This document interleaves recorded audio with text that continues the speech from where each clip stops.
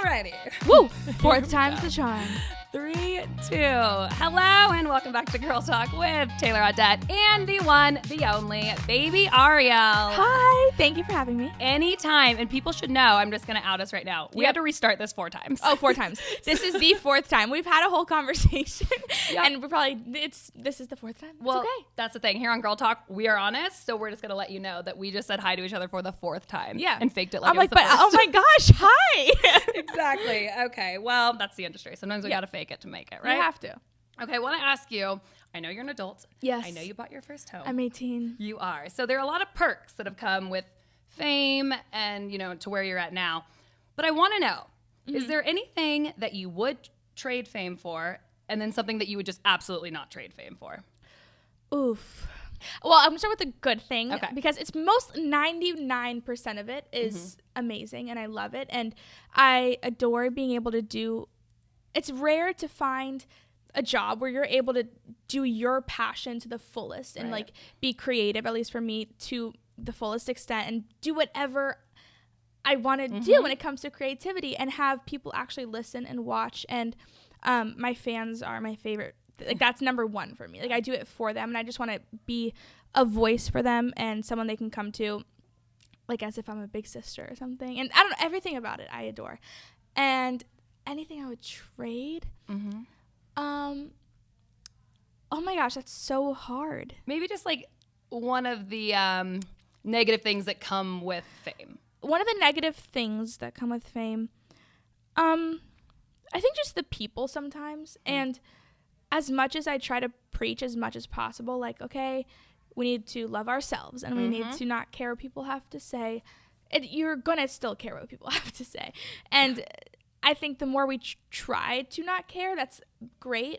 But there are always those days where you may feel bad about your hair and then you go online and some random person says your hair sucks today and it validates every insecurity that you had waking up that morning and it hurts. Right. So that's what I would trade. Yeah. But again, though, like you said, I mean, yes, we'd all trade it. But then again, I guess the feelings are the one thing we have. Like we're getting closer and closer to robots out there, right? Yeah. Like technology is advancing so much. But it's true. Emotion is actually what humanizes us. I think 1,000%. Right? And bad haircuts. Yes, bad haircuts. It's true, though. Like I think we all need to feel. And I was thinking about this in the car on the way here because I had a super weird morning and I was sad. I'm not going to lie this morning. And I was like, okay, I'm in the car. And I was like, I'm sad because something was wrong. And instead of thinking, okay, this sadness is a bad thing, I was like, okay, I'm happy to be feeling this sadness right now because that's how I know that something is wrong and that I need to change something. Interesting, yeah. So I think, like, I don't know, it's even the bad times, like when I feel bad about my hair, it's like, and I go online and I see somebody else validate that, it's like, okay, I'm mad about this, so I need to change something about what I'm doing, if that makes sense.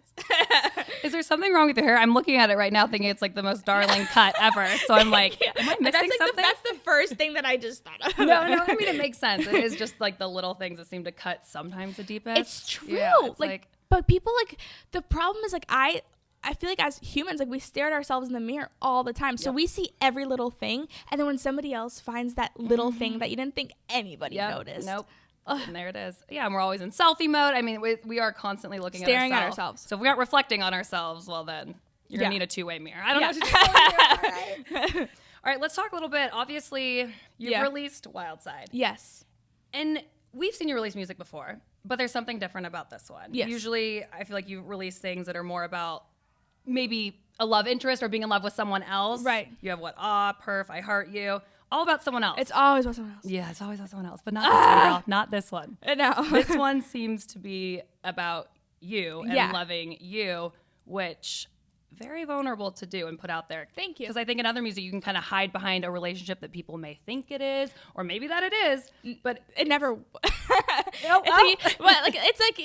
It's hard sometimes because I feel like a lot of songs, it's like it has to be about love and what, but it doesn't have to be about that. That's true. But there's a wave in which do people you think ride because it's like, oh, that person's in her music video. We think that they ship each other, whatever. People like to believe things, 1,000%. Right? So do you kind of just write it out too because it's like, let them have fun with it? Well, I sometimes. Yeah.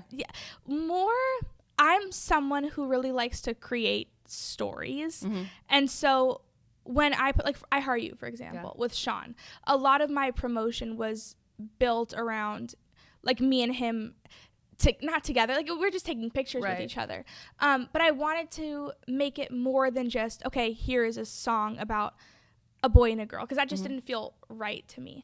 And these are people you know. It's not like some stranger no, that you just cast it. No, he's my friend. Yeah. It's your friend. No, exactly. So it is more to you. Yeah, because I don't know, I like everything to have meaning. And so if I didn't, like, I wanted it all to have a specific meaning, like with the person that was in the video.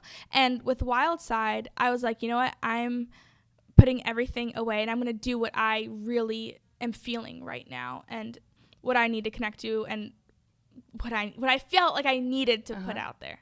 And was there a moment in time that you can think of that the switch kind of turned for you and you're like, okay, I'm doing this and I'm exposing all of myself to everyone?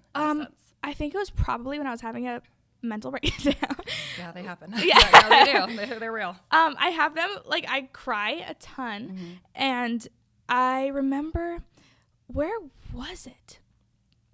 I don't know. I think I was in my old house and I was going through a long period of just like sadness and darkness. And I hit a point where I was like, I just cannot anymore. I cannot be who everybody else wants me to be.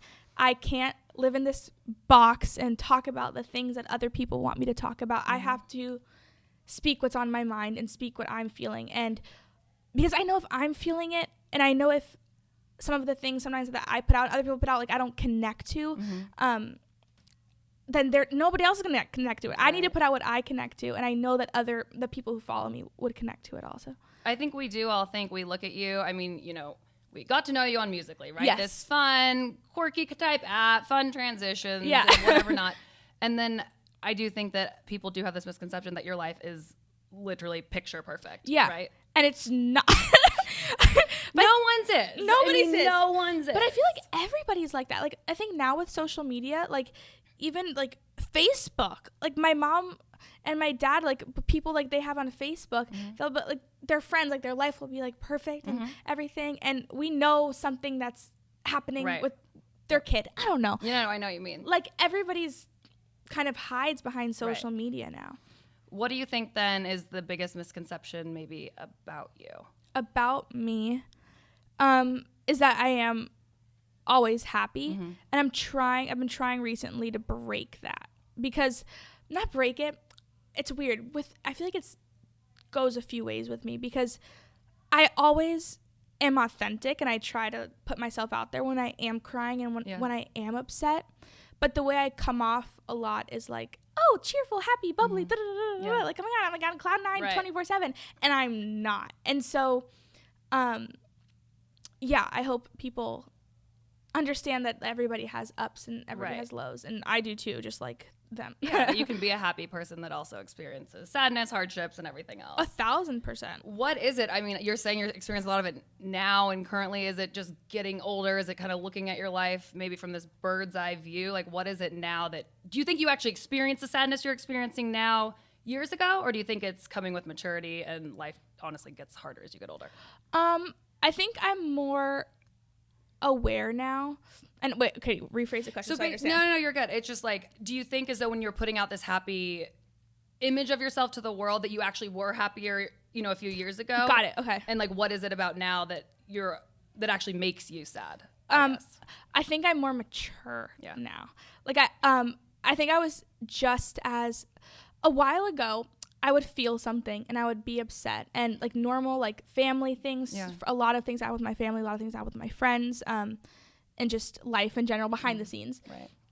And I would feel this and not live in it or live through it. Like, it became a feeling that I would push to the back of my I would push to the back of my mind and say, okay, I have to be happy because this is my job and this is what I do, and I'm supposed to make other people happy. So how do I make other people happy if I'm not happy? You know, so I had to push it to the side. And over time, I learned that pushing any emotion to the side and pretending like it doesn't exist is only going to make it grow even more. And sooner or later, that sadness in the back of your head is just going to keep building and building and building, and it's going to explode. And that's what happened to me. And now I've like spent time with myself. I've read a lot of books.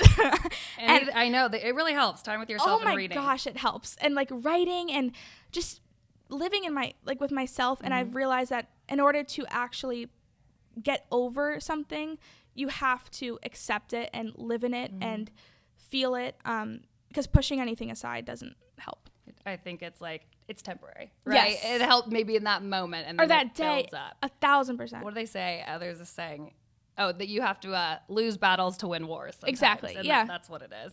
Could you think now of like a post that maybe you did post on social media, let's just say Instagram to make it easy, and you look back at it now and you're like, that girl that looks happy was actually miserable in that at that time. Well, what's funny is I'll do this thing sometimes where I record myself if I'm feeling something and I don't have anybody to talk to. I'll record myself talking on my iPad. So there's like hour-long videos of me just like talking to myself. And it's funny, I'll go back and watch those. And it's weird watching myself because I'll be like, okay, so today I had a good day and da-da-da. And by the end of the video, I'm like crying my eyes out. It's journaling, right? It's just a different way of doing it. Or like even journals. Like I'll go back and read some of my entries and be like, oh my gosh, it'll start off great. And as I'm seeing myself writing, even my handwriting changes. And No, and you actually have shared some of those, I'll call them journal entries. I'm not sure. I think I've seen to your Instagram or Twitter or one of them that actually in Wildside that you felt naked. You felt, and obviously that's a vulnerable feeling and unsure and all of those feelings. Do you still feel that way now? You're about Wildside, you're saying? Well, was that something that you wrote, I guess, before it actually had come out, or was that something you were reflecting upon? I think that was either the day it came out or right before it came out, or it was that day and how I was feeling. And I woke up that morning and I was so scared. I was terrified. I was sitting on my floor. My poor dad had to like what is going on? I was sitting on my floor and I was just crying my eyes out. And I was scared because this project just felt so extremely close to me.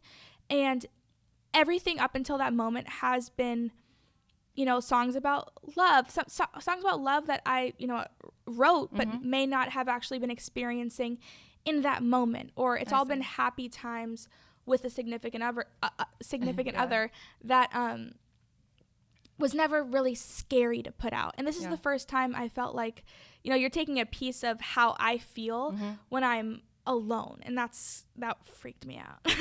No, I mean, I think it is, like you said, you can hide behind social media, a story that half involves you, but you're saying this is your story. It's everything. And only yours. Right. So you like it, you don't like it, it's 100% it's your me. Story. Yeah. Right. And I directed the video. Like it felt like the video was shot in my house. It was with the other person in the video was my best friend. And you did a great job, by the way. Thank you. No, the whole video. He was, oh my God, he was so amazing. Spectacular. But it just felt like so extremely close.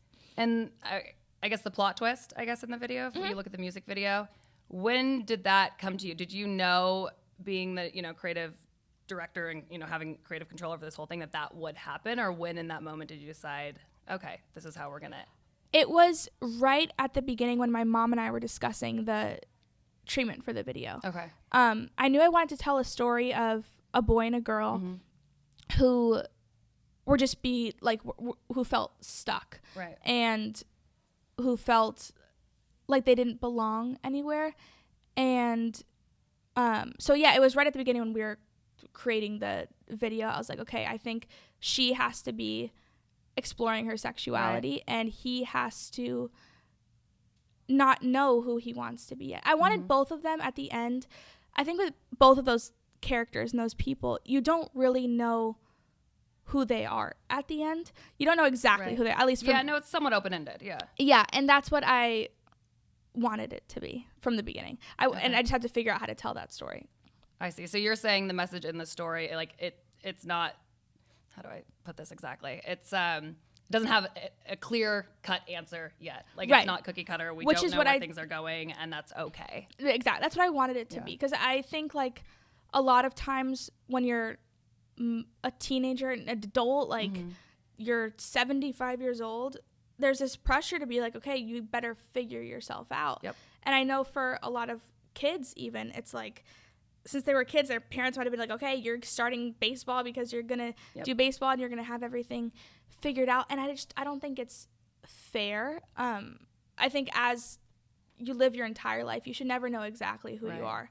And so this is more about not even necessarily like, you know, having this box and like figuring yourself out and then being like, okay, here I am. It's more of accepting the fact that you want to explore who you are. No, that's fair. And actually, now that I say it, I somewhat regret saying plot twist, but I think it is telling of the times. I'm expecting you to go on one journey, right? Because of where we're at. And yes, we've progressed a ton, and it is the which end of I wanted it to be of that. Course, yeah. But maybe we'll get to a point in which it could go either which way, and it's not shocking. Exactly. Right? I want it to be like, it just doesn't even like... Doesn't really matter. But I knew it was going to. Of course. Of course. Yeah.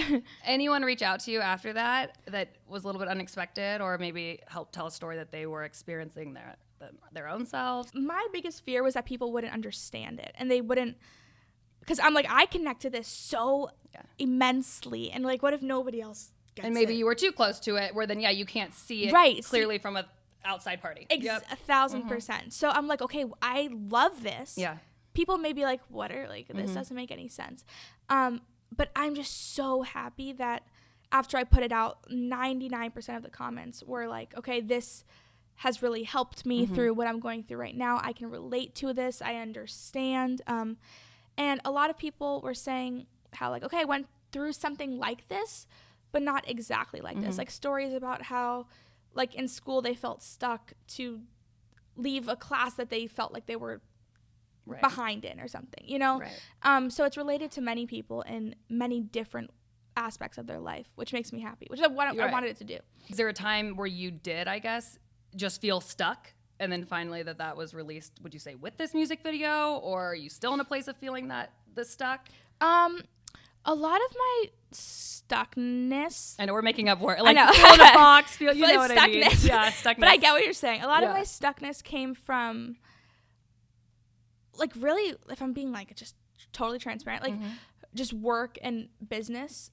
Because and this video helped a lot with that. Yeah. Because for this video, I was able to tell the story that I wanted to tell, that I needed to tell. So it's helped me find myself. Yeah. But a lot of my stuckness came from just the business world. Like, I started this when I was 14 years old. Yeah. And at 14, people liked the way I was doing my videos, and so I was going to keep doing my videos that way. Right. And then you get with, like, management and agents who are phenomenal, but they're much older people, and it's like, okay, no, we have to post something like this, which I understand, you know? And you get into meetings with people who are like, okay, you're going to post this for this. Okay, got it. Okay, wait, you can't curse. You can't do this. We have to stay friendly. Okay, got it. I understand. And so I felt like I was just not only was I not myself, but I didn't have any time to figure myself out. Yeah, how could you be? Yeah. If you don't even know who that is yet, right? Like, I kind of just kept going on this wave, and I was, like, up here, and I was like, okay, like, it's all cool. Like, I'm just doing my thing. Yeah. And then when reality set in and I was older, and I was like, wait, I don't know anything about me. No, for sure. And it sucked. I mean, I feel like we're finally in a time where we can talk about this, thank God, because it's so needed. Especially just, those are transformative years. Your brain is still developing. There's so many things, and someone's being like, no, cut your hair this way. No, you need, you have green eyes, you need blue eyes. It's just it's so much noise. It's like my head is, What was your defining moment that you were like, all these voices in your head, up, down, left, right, that you were finally just like, stop. Everyone just stop. Oh my gosh, when was it? I think it was about 6 months ago. It was after my super, like, dark, sad period of hating me sometimes. And I was at home, and I'd been, like, crying every day, and I didn't know why. And I remember one day, like, I just started, like, bawling my eyes out, and I must have had, like, a panic attack or something. Because I was, like, I had to, like, sit on my floor and, like, put my hands on the carpet. And my parents sat on the floor with me. It was in their closet of their bedroom, actually. And they're like, what is it, sweetie? Yeah. And I was like, I don't know. I just want everything. I just want everything to stop. I want my phone to go away. I want people to stop telling me what to do. I want to do what I want to do. Right. And I need everything to stop. Yeah. And they're like, okay, we're gonna figure it out. Like, and it was a slow process. And just recently, actually, like a month ago, is when, that was 6 months ago. And a month ago, I think I actually got my strength, or 2 months ago-ish, to actually follow through with everything. So I felt, I spent a lot of time just with myself, like writing, reflecting, journaling a ton. And a month ago, I started saying no to things and saying, like, no, I'm not going to do this. I'm not going to do my hair the way I'm going to do my hair. I'm going to put out the music that I want to do. I want to do the music video I want to do. I'm going to direct the music video. I'm going to write it. And sorry, that was really a long answer. I got my full attention. But I think I heard this quote once too. It's when you say no to something, you're actually saying yes to something else. And if you can look at it that way, it's very freeing. Exactly. It's very freeing. It's the most freeing. Yeah. It's a powerful word, baby. And it's universal. So everyone understands it. No is universal. No, everyone knows. Everybody knows what no Even is. your dog knows what no it's is. No. It's no. Oh, it feels so good. Is there, I guess now, a moment that what's something that you are having maybe trouble still saying no to? Because it's not easy. And I don't think people should think that, because you went through this 6 months ago that you're out the other end. I think it's like a life thing. Oh, it's completely life.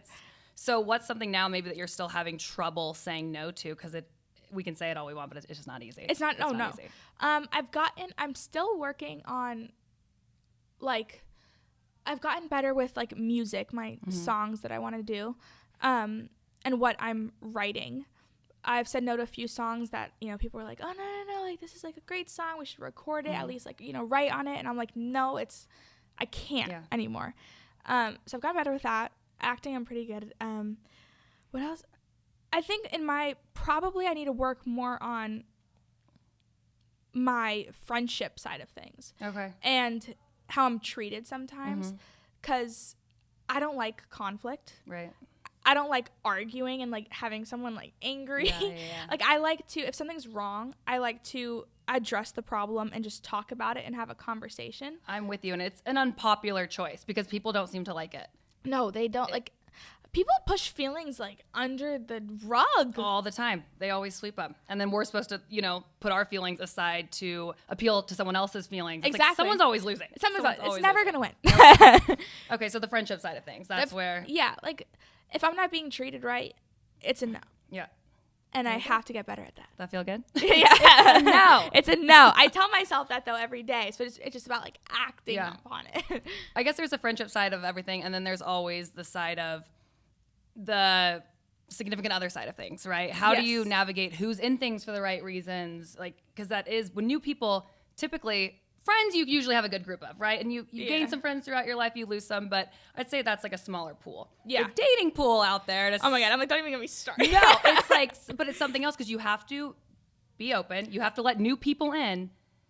And because you can't just stick within your pool. I'm like, yes. Oh no, trust me, I know. That's probably been the hardest thing for me. My problem too is I'm, like, extremely picky when it comes to, because I'm so guarded and I'm very, like, I'm okay with going online and talking about things, but when it comes to significant other and I'm, like, so guarded and I'm scared to let anybody in that way. And because I'm exactly what you just said, I am like, are you in it for the right reasons? Like, what are your reasons? I know it's the first date, but I need to know now. But you do, because you got to save your time. That's the problem. It's hard. You come off as like, okay, this girl's crazy. And we're like, I do that all the time. I'm like, well, like, do you see marriage? Because it's just, like, that's a little far. But, like, I'm like, for a while, I was that. And recently, because that was, like, I haven't been in a relationship for, like, 3 years now. Okay. And so, like, but recently, like, I think the past, like, 6 months, 7 months. So 16 was about the last one then? Or yeah. Do I know how to do math? 15? 15, 16. You're going on 19. So yeah, I was 15, 16. Okay. Totally different time in your life. Totally different time. Yeah, but the past, like, 6 months when I had my nervous breakdown, I've gotten better with, like, just going with the flow. Yeah. That's something I'm working on.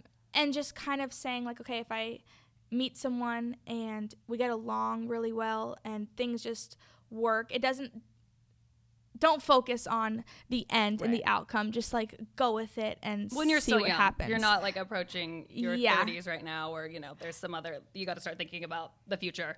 You can still, I guess, invite heartbreak into your life and out of your life and see it as a learning. Oh my God, yeah, I actually had that conversation with my cousin a few nights ago. Hey, cousin. Hi, Katya. And I've talked. She I don't know if she knows how much, but I've been thinking about this conversation because she knows me and she knows I have my walls up and I'm guarded when it comes to that thing. And I remember we sat down for dinner. She's like, Ariel, I have had my heart broken so many times. And you are, hate to say it to you, sweetheart, but you are going to get your heart broken. And it's going to hurt so bad, but you're going to learn from it and you're going to move on because I know you and you're going to be fine. But you'll probably grow, actually. I'm going to grow. But she's like, it's inevitable and it's going to happen. And you may break some hearts too, you know? Exactly. You just have to go. You just got to go. Okay, so what are some of what is it that you are looking for in someone? I guess on paper, it's hard to say until you meet someone in person, obviously, but for the sake of time, I guess it's like, what is it, something that you are looking for in someone else, and just some non-negotiables where you're just like, red flags, I'm out, sort of thing. Red flags. See, a while ago I had so many red flags. Now it's I don't even. They have to show they care about me, show they're interested in my work, and I think all in all, recently it's been about just somebody who understands me and gets me and who makes me happy, and hopefully I do the same thing for them. And we can just talk about anything, and I'm able to be comfortable to my be fullest. Yourself, literally. And someone who just, I'm super I'm so I love love. And you look like a sucker for love, girl. I'm such a sucker for love. It. I love love. And so I also if I just have a connection with somebody. I know when I meet someone, I'm like, okay, it's a yes or it's a no. I just know. And so when someone just gets me and we get it and it just works. That's what I like. Do you know what your love language is? Have you ever taken the test? Yes, I think it's words of affirmation. I need no, there's 7 different ones, and it's important to know what you are and what the other person is, so you know how to communicate best with one another. Exactly. I'm words of affirmation for sure. I'm tell me it. Tell her hair looks good. Her haircut is great. My hair is good. Oh goodness. So you're open to love, but you're not desperately seeking it out. No. You're just I'm just comes does, it doesn't, it will. It's okay. Yes, exactly. Okay, so I guess we're on the topic of vulnerability because that's where we're at. And again, we're in 2019. We're transitioning into 2020. And I think the thing is as a woman, and this is a topic we've been talking about for a while now, it's to be vulnerable is often seen as a weakness when really it should be seen as a strength. For the people in the back. One more time. Yeah. So do you struggle with the balance a bit? How much is too much? When are you telling people too much of your life? Right, exactly. And when is it just enough? And I've definitely had to learn how to make everything what it is. And I am a person, I'm a public figure. I'm on social media. And what my job is 90% okay, music, I'm going to talk about my feelings. And this, I'm talking about my feelings. For me, my rule has always been, if it's about me and I'm comfortable talking about the way I'm feeling in this moment, then I'm going to talk about it. Okay. If it involves anybody else, if it's a fight that I had with my mom or my dad or my brother, something that's going on in their lives, or my best friend, then that's off limits for me. Other people, fair. I think that's fair. Other people if it's me, sometimes I'm I'm just going to spill all of it, then fine, that's what I was feeling. Right. And if I don't feel like sharing it, fine. But always a no is when it has to do with other people. I think that's good to put out there in the world, because anyone that's coming into your life looking for the wrong thing, well, look elsewhere, because you're not going to talk about it. You're not going to like give the clout or whatever word we're using these days to that. Which thank God, because it's tiring. Oh, right? it's I'm so like, bad. Oh, this clickbait, people getting married. I'm just like I don't care. I don't care. Just like do your thing. Exactly. Is there anything that you've been vulnerable about that you do regret putting out there, or? Well, that's a good question. Oof. I'm sure there has been. I just can't think about it right now. Okay, I don't know. I don't think so. I feel like if there was a time, it would have come to me already. So no. Okay. Then you said, like, again, you're not going to put friends and things out there. And there are some people that get in a relationship and they announce it on social media before they even probably tell that they're friends, sort of thing, which always makes you question the validity behind it and whatnot. Yeah. But again, it's what their fans want. So they're going to do it. And honestly, when I was 14, I did the same thing. Yeah, no, you learn. I think the thing is, though, once you've been in love or experienced heartbreak or gone through these emotional breakdowns, it's when you're a little bit more careful. Yeah. But no, be young and dumb while you can. It's really fun. Yeah, but when you I was up, 14. I was like, Zach and I are dating. Everyone, it's official. Was that heartbreak hard, or when you look back, it was fine? I'm like, I'm gonna be honest. Yeah, I know. As honest as you can. It hurt a lot, but after what I've gone through now, it wasn't as bad as I thought it was in that moment. Because you think you're gonna die in them. Like, heartbreak is really painful, no matter the age. No, the second one was like bad, but in my defense and Zach's defense, we were 14 and we were together for like a month. Yeah. So I was more upset about losing a friend rather than heartbroken over a relationship. You do. You lose your best friend, I think, in that scenario. You get close quick. Do you think that exes can be friends? Yeah. You do? I mean, Zach and I are cool. You're cool.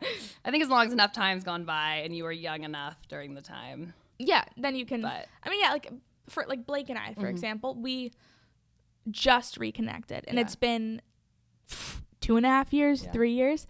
And then Zach and I, we reconnected like 3 years ago. So it's like each relationship, I think, is going to be different and each person's different. But what about now? Like, or when you and Blake reconnected, what was it that finally you allowed to kind of open that door again for a friendship?